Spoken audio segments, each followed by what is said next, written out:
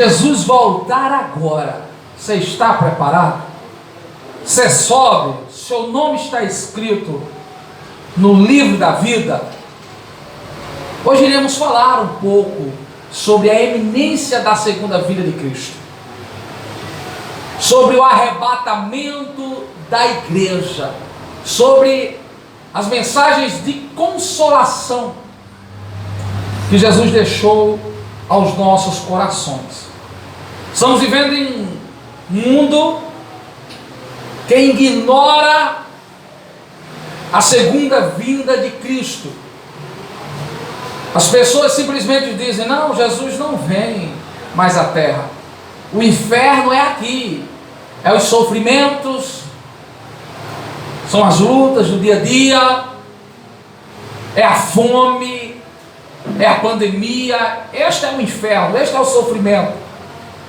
Alguns dizem: o céu também é aqui, porque aqui temos dinheiro, temos momentos de alegria, de prazer, então desfrutamos também o céu aqui na terra. E a Bíblia diz que existe um lugar melhor e também existe um lugar pior. E se o arrebatamento fosse hoje, irmão, você subiria ou você ficaria?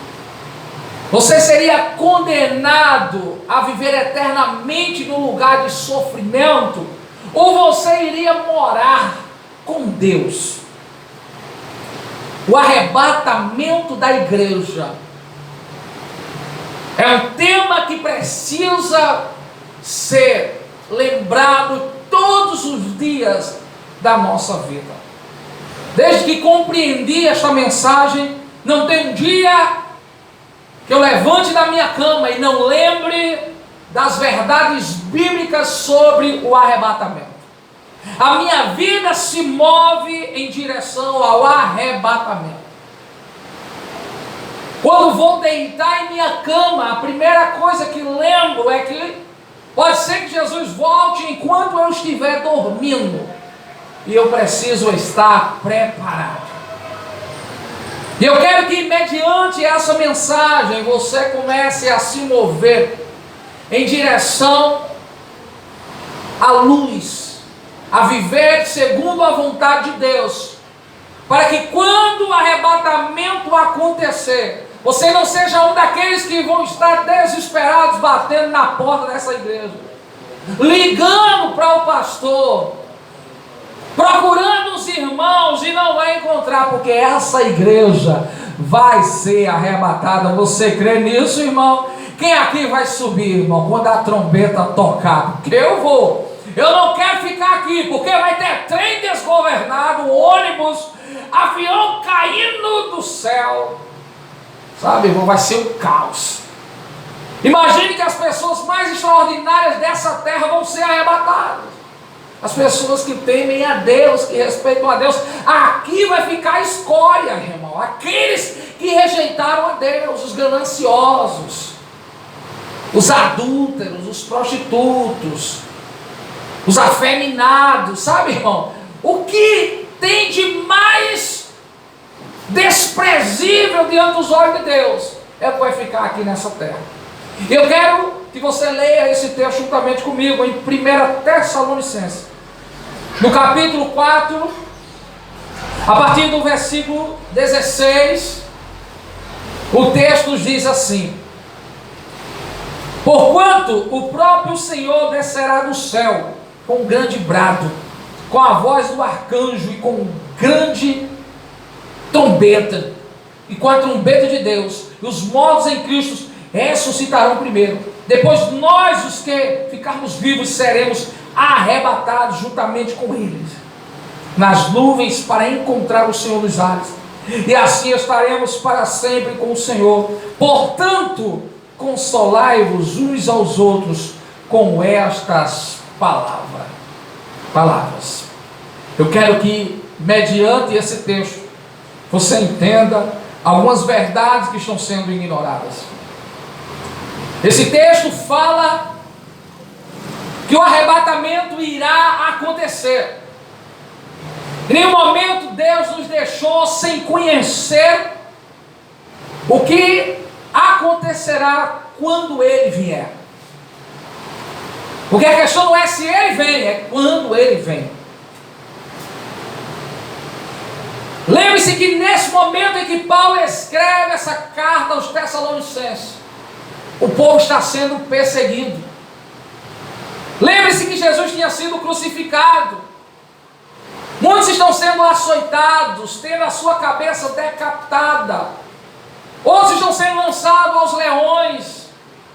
Outros estão sendo levados a ilhas para serem torturados. Os cristãos estão sendo perseguidos. E então Paulo diz: olha, não vos apavore, não se desespere, porque existe uma esperança. Aquele que subiu um dia vai voltar, e ele irá levá-los para morar com ele nas alturas. Mas quando será este arrebatamento?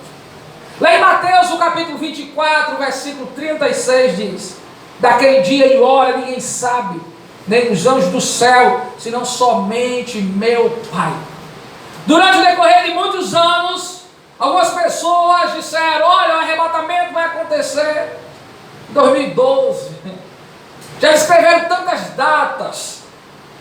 Algumas pessoas dizem que este ano o arrebatamento vai acontecer, outros dizem que é no próximo ano, é em 2030, e cada um descreve uma data diferente. Mas a grande verdade é que ninguém sabe. Ninguém sabe o dia, ninguém sabe a hora que Jesus vai voltar. E por isso que nós devemos estar preparados. Essa é a primeira verdade que eu quero aplicar ao seu coração. Se você soubesse a que hora o Senhor iria voltar, qual seria o dia, então você faria tudo o que você quisesse. E quando chegasse o dia, você se consagraria a Deus e estaria preparado para se encontrar com Ele. Mas se Jesus voltar hoje, se Jesus voltar e você estiver na prática do pecado, se Jesus voltar e você estiver ignorando a Ele, desonrando a Ele, quando um ladrão ele vai na sua casa, ele não avisa: olha, tal dia, tal hora eu vou lhe roubar. Porque se ele avisar, você vai colocar trancas na sua porta. Você vai ligar para a polícia e vai dizer: olha, o ladrão disse que ia vir me roubar tal dia, tal hora. Quem sabe você vai ter uma arma guardada em casa. Por quê? Você vai se preparar para evitar que o ladrão lhe roube. E Jesus, a Bíblia diz que ele virá como um ladrão, depressa, sem aviso. E quais são os sinais da vinda do Filho do Homem? Como é que nós podemos perceber que se aproxima o arrebatamento? Lá em Mateus 24, no versículo 5 diz: porque muitos virão em meu nome dizendo: eu sou o Cristo, e enganarão a muitos. Tem surgido homens que dizem ser Cristo, e são adorados e venerados.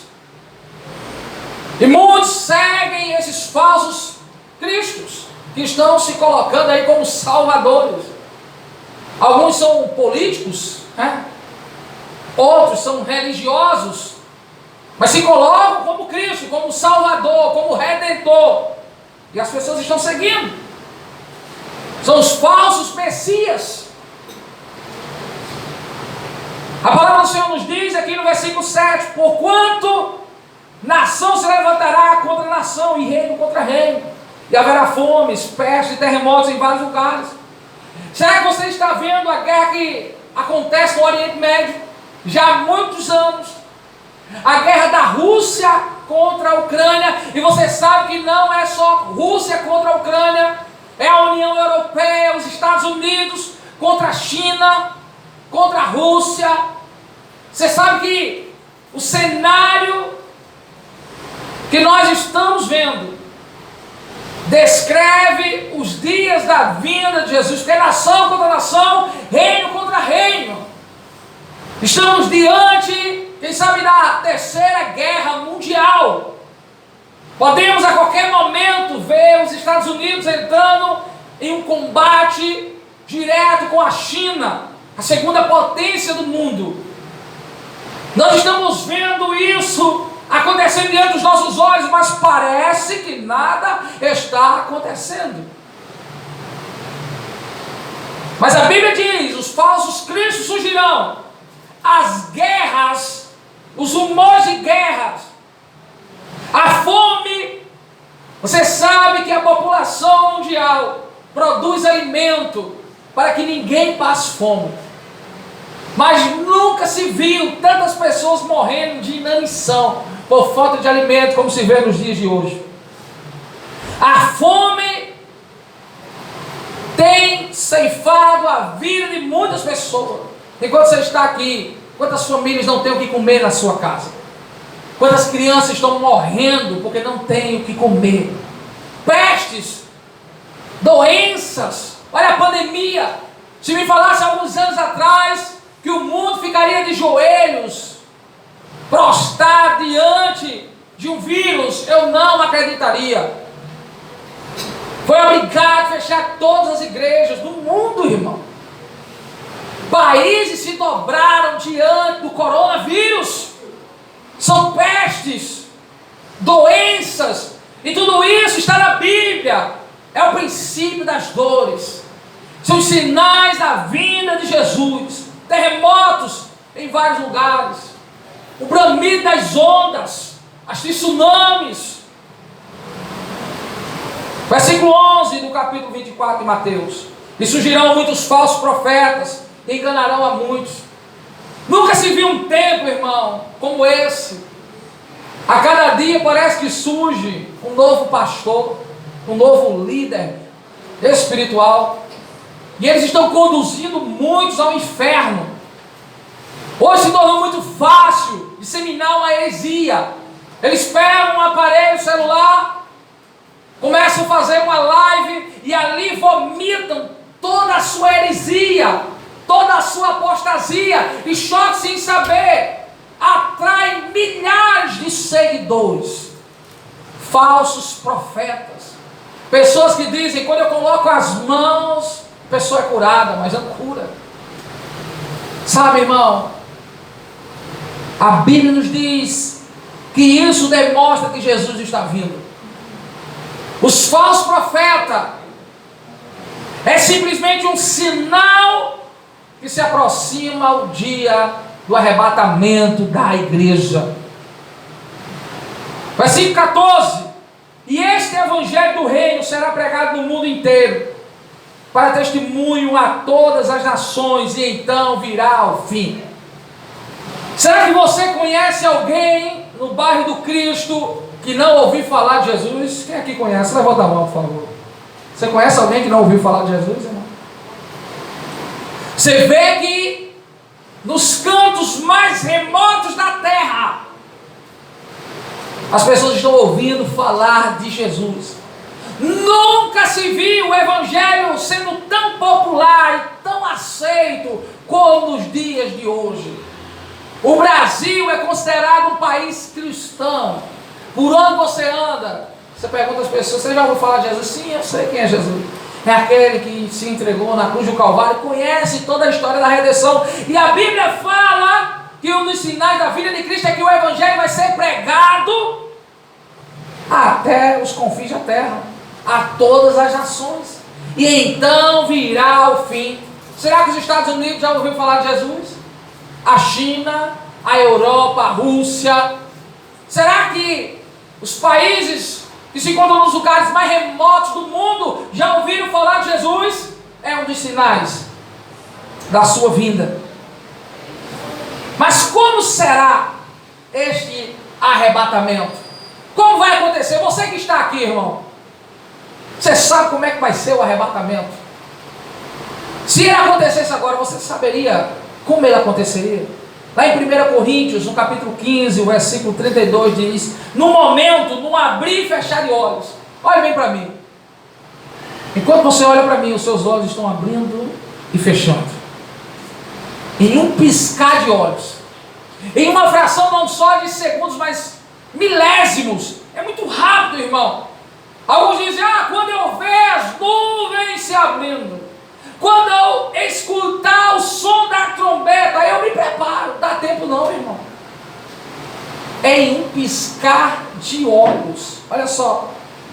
Ao som da última trombeta, porque a trombeta soará, os mortos serão ressuscitados, incorruptíveis, e nós seremos transformados. Sabe, irmão, você que está aí sentado, no momento em que a trombeta soar, aleluia, a sua roupa vai ficar aí, o seu relógio vai ficar aí, sabe, vai subir o seu corpo, e ele vai ser transformado, irmão. Você vai receber uma nova veste. Lá no céu não entra bagagem, irmão, sabe? Tem uma música que o irmão Naldo, o irmão Francisco gosta muito, né? No céu não entra bagagem, no céu não entra bagagem. E a gente fica, irmão, se apegando às bagagens desse mundo, às coisas desse mundo, aos problemas, às riquezas, sabe? E lá no céu não entra nada disso, porque não dá tempo para levar, irmão. Não tem como levar, olha. Nós seremos transformados. Você está vendo esse corpo, irmão, que você tem? Contemple a limitação que alguns aqui têm. E você vai ver que o problema que você tem no pé, quando chegar lá no céu, meu irmão Paulo, o Senhor vai correr. Aleluia, glória a Deus. Não vai ter problema de coração. Irmão, não tem problema de diabetes, de pressão alta, sabe? Lá no céu não tem nada disso. A Bíblia diz que a criança vai andar como um leão. É algo extraordinário, irmão. É um lugar maravilhoso. Mas muitas vezes nós ficamos nos apegando aqui, nesta terra, com as coisas materiais. Agora eu quero perguntar a você: você está pronto para ser arrebatado, irmão? Quais são as pessoas que se enquadram nesse perfil? Quais são as pessoas que vão ser arrebatadas? Mateus capítulo 5, a partir do 3º versículo, diz: bem-aventurados pobres de espírito, porque deles é o reino dos céus. O que é uma pessoa pobre de espírito, irmão? É uma pessoa que reconhece a sua necessidade, reconhece que sem Deus não é nada. Desta pessoa é o reino de Deus. Bem-aventurados que lamentam, porque serão consolados. Você tem lamentado ultimamente, irmão? São muitas dores, muitos incômodos, muitas lágrimas no rosto, e você tem derramado elas aos pés de Jesus. O céu pertence a você. Bem-aventurados mansos, porque herdarão a terra. Bem-aventurados que têm fome e sede de justiça, porque serão fartos. Sabe, irmão, você está indignado com a injustiça desse mundo. Você está indignado, irmão, com tudo que está acontecendo. Do céu, no céu você vai ser farto. No céu você vai encontrar a verdadeira justiça, o verdadeiro juiz. Bem-aventurados misericordiosos, porque alcançarão misericórdia. Bem-aventurados limpos de coração, porque verão a Deus. Sabe, irmão, que haja pureza no seu coração, porque você verá a Deus. Bem-aventurados pacificadores, porque serão chamados filhos de Deus. Bem-aventurados que são perseguidos por causa da justiça, porque deles é o reino dos céus. Bem-aventurados sois vós, quando vos injuriarem e perseguirem, e mentindo, disserem todo mal contra vós por minha causa. Alegrai-vos e exultais, porque grande é o vosso galardão. Pois assim perseguiram os profetas que foram antes de vós. Sabe, irmão, aqui nós somos perseguidos, afrontados, caluniados, mas o céu é daqueles que aqui são perseguidos por causa do Evangelho. Se você se enquadra nesse perfil, o arrebatamento acontecendo agora, você vai subir, você vai para o céu, viver eternamente com Deus. Mas lá em Apocalipse, no capítulo 21, a partir do versículo 7, descreve quais são as pessoas que não vão morar no céu. Quais são as pessoas que quando Jesus vier, elas não serão arrebatadas. E se você se enquadra nesse perfil, eu convido você a tão somente olhar para a cruz de Cristo, reconhecer os seus pecados, pedir perdão, se preparar para que quando Ele voltar, você venha subir juntamente com Ele. Aquele que vencer herdará estas coisas, e eu serei seu Deus, e ele será meu filho. Mas quanto aos medrosos, aos incrédulos, aos abominados, aos homicidas, aos adúlteros, aos feiticeiros, aos idólatras, a todos os mentirosos, a sua parte será no lago ardente de fogo e enxofre, que é a segunda morte. Será que você se enquadra nesse perfil, irmão? Será que você é uma pessoa medrosa? Será que você é uma pessoa tímida? Pois a Bíblia diz: ficarão de fora os tímidos. Você sabia que timidez é pecado, irmão? Desagrada a Deus. Mas que timidez é essa, irmão? Não é uma timidez ao qual o mundo retrata. Aquela pessoa que tem um temperamento mais ameno, né? Que é mais reservado, discreta. Não, irmão. A timidez é aquela pessoa que não tem coragem de se declarar cristão, que não tem coragem de se posicionar como cristão. Você é cristão? Eu vou à igreja. Você conhece alguém assim, irmão? Você é cristão? Não, rapaz, eu gosto de ouvir os louvores aí, mas por timidez, por medo da retaliação, nega que é seguidor de Jesus Cristo. É o crente secreto, e a Bíblia diz que lá no céu ele não entra. Os incrédulos é aquela pessoa, irmão, que não acredita em Deus, não acredita no seu cuidado, na sua paternidade. Os abomináveis, e aqui se enquadra aqueles, irmão, que vivem na prática da prostituição, na prática do lesbianismo, do homossexualismo, aqueles que se embriagam. A Bíblia diz que ficarão de fora os bêbados, os usuários de drogas, os abomináveis, as coisas que Deus abomina. Aquele que pratica não vai ser arrebatado. Os homicidas, irmão, a Bíblia diz que aqueles que tiram a vida do seu próximo, esses não entrarão no reino de Deus. Lembre-se que eu estou falando tudo isso, irmão, dizendo a você que se porventura você tem tais práticas, se arrependa nesta noite, mude a rota, se entregue a Jesus, você vai entrar sim no reino dos céus, porque esta palavra não é de perdição, essa palavra é para salvação, é para que você se arrependa, não endureça o seu coração. Aos adúlteros, aqueles que se deitam com a mulher ou com um homem que é casado, aqueles que vivem nesta prática, não herdarão o reino dos céus. Os feiticeiros, você conhece alguém, irmão, que vive aí envolvido em feitiçaria, na umbanda, no candomblé, adorando a demônios?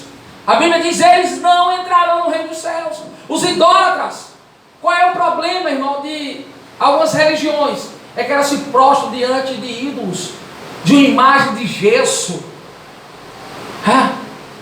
Elas adoram uma fotografia, são idólatras, e a Bíblia diz que eles não entrarão no reino dos céus. Agora vem a malha fina, irmão, e aí todos nós caímos, até porque a Bíblia diz que aquele que diz que não tem pecado já é o mentiroso, e quem é o pai da mentira é Satanás, e todos os mentirosos ficarão de fora do céu. Sabe, irmão, será que você vive na prática da mentira? A gente mente, irmão, pelas coisas mais banais. Sabe quando alguém chega na sua casa, você manda a pessoa que está ao seu lado dizer: diga que eu não estou. Isso é uma mentira. Você já imaginou Jesus voltando, irmão? E você nessa prática, você enganando, sabe, ludibriando as pessoas. Tenha muito cuidado, irmão, porque a Bíblia diz que no céu não entra quem vive na prática da mentira, porque vez ou outra você mente sem nem perceber. Então você se arrepende e Deus lhe perdoa. Mas uma coisa é quando você vive na prática da mentira, a sua vida é pautada na mentira. Você mente nos seus relacionamentos, você mente para a sua família, você mente para os seus amigos, você mente até quando vai vender algo. Muitas vezes você vai vender algo que está quebrado, irmão, e você diz: olha, tá bom, está funcionando tudo. Aí a pessoa volta e diz: mas rapaz, estava quebrado. Diz: não, mas na minha mão estava bom, você mentiu. E o que você ganhou aqui hoje, você vai perder lá na frente. Então tenha muito cuidado, porque a Bíblia diz que ficarão de fora os mentirosos. E a sua parte é no lago ardente de fogo e enxofre. Sabe, irmão, o que eu desejo não é que você vá para o inferno, não é que você seja condenado, não. É que você vá morar no céu juntamente comigo, juntamente com o Pai. E a pergunta que eu lhe faço nessa noite, mediante essa palavra, irmão, entendendo estas verdades, Será que você está comprometido com Deus a ponto que se o arrebatamento acontecesse agora, você subiria? Primeiro você entendeu como será o arrebatamento. Depois você entendeu quais são os sinais que precedem o arrebatamento. Mediante esta palavra você entendeu como será o arrebatamento. E então, você entendeu quem será arrebatado e quem ficará nesta terra. E em qual perfil você se enquadra, irmão? No perfil daquele que vai subir ou daquele que vai ficar. Sabe, esta não é uma palavra que ao ouvir você desperta e você diz, não, que coisa boa. Você não sai radiante dizendo, rapaz, que ministração maravilhosa. A gente quer ouvir que Deus vai resolver os nossos problemas, que Deus vai nos abençoar, sabe? Mas quando uma palavra como essa é ministrada, irmão, todas as vezes que Deus, Ele me impulsiona a ministrar uma palavra como essa, eu digo, quem sabe enquanto eu estiver ministrando, Jesus pode voltar. Quem sabe você vai dormir hoje e não vai acordar amanhã, e talvez Jesus volte só para você. Quem sabe o arrebatamento seja só para você. Se você morrer hoje, irmão, esta palavra estará se cumprindo em sua vida. Você foi arrebatado, levado até Deus, vai comparecer diante do trono do Senhor. Então eu quero que você coloque a mão no seu coração. Eu quero orar. E logo após você vai pedir a Deus, Deus, me prepara, porque eu quero estar comprometido contigo. Eu quero ter uma vida consagrada ao Senhor. Eu não quero ficar aqui quando a trombeta tocar, porque o caos vai ser instaurado. O anticristo vai começar a governar. A marca da besta vai ser colocada na mão ou na testa. E sem essa marca, ninguém poderá comprar, vender, ninguém poderá nem se alimentar. Sabe, irmão, que você pensa com carinho, porque hoje Deus te chama com amor. Hoje Deus te chama e diz, venha, se prepare, se consagre, viva uma vida de santidade. Mas pode ser que amanhã seja tarde demais. Deus, mediante essa palavra, que o Senhor venha despertar a sua igreja, que venhamos estar preparados, ó Pai, para que se o arrebatamento acontecer agora, venhamos subir para morar eternamente contigo. Quantos estão andando na prática do engano, Pai, do adultério, da promiscuidade, da idolatria, Pai, da feitiçaria? Quantos, Senhor, não estão andando nas veredas que o Senhor traçou, no caminho que o Senhor preparou? Mas eu peço a Ti, endireite os nossos corações, converta-nos, ó Pai, para que quando a trombeta soar, nós venhamos subir para morar eternamente contigo, Senhor. Seja com a Tua igreja, derrama a Tua glória sobre eles, que a Tua palavra, Pai, venha tirar as impurezas que está em seus corações, para a honra e glória do Teu santo nome. É o que eu te peço e já te agradeço, em nome de Jesus. Que a partir de hoje, irmão, a todo momento, tudo que você for fazer, se pergunte, e se Jesus voltar agora? Para terminar, eu quero compartilhar uma experiência. Eu tinha mais ou menos a idade do Diogo, e minha mãe me falava muito sobre o arrebatamento. E ela dizia, se prepare, porque se Jesus voltar, se você não estiver preparado, eu vou subir, você vai ficar. E teve um dia, irmão André, e quando eu acordei, eu procurei minha mãe dentro de casa e não achei. E eu olhei para meu irmão e eu disse, cadê mãe? Ele disse, eu também não sei. Procuramos ela na casa dos vizinhos e ela não estava. Procuramos ela na igreja, nos lugares que ela costumava frequentar, e ela não estava.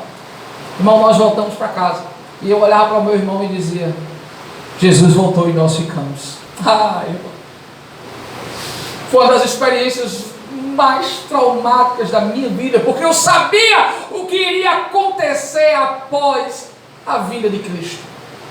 O caos, o sofrimento, a perseguição. Sabe, irmão, eu fiquei tão angustiado que eu chorava, eu urrava. Uma das maiores alegrias que eu senti no meu coração foi quando eu vi a minha mãe abrindo o portão. E eu corri, me agarrei com ela e eu disse, mãe, ainda bem que Jesus não voltou, porque eu estava aqui apavorado pensando que eu tinha ficado. Quantas vezes eu levantava à noite, irmão, e eu ia olhar se minha mãe estava na cama. Quantas vezes eu queria ficar perto da minha mãe, porque eu pensava comigo mesmo, quando Jesus voltar, eu me agarro nela e subo também. Não tem como, irmão. Ah, irmão. E desse dia para cá, todos os dias eu digo, Jesus, eu quero estar pronto.